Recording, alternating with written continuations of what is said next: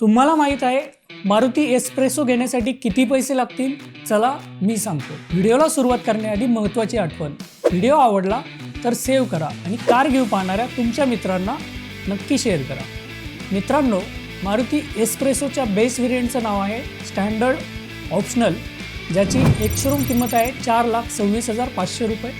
कारच्या रजिस्ट्रेशनसाठी भरावे लागतील 51,360 रुपये आणि इन्शुरन्स होईल 23,723 रुपयांचा. म्हणजेच ऑन रोड प्राईस जाईल 5,03,783 रुपये.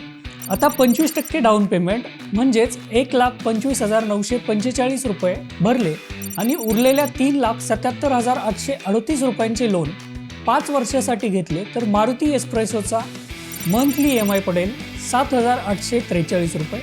आता यामध्ये पेट्रोलचा आणि सर्व्हिसेसचा खर्च ॲड केला तर मारुती एस्प्रेसोचा महिन्याचा खर्च साधारणपणे जाईल 10,000 ते 15,000 रुपये.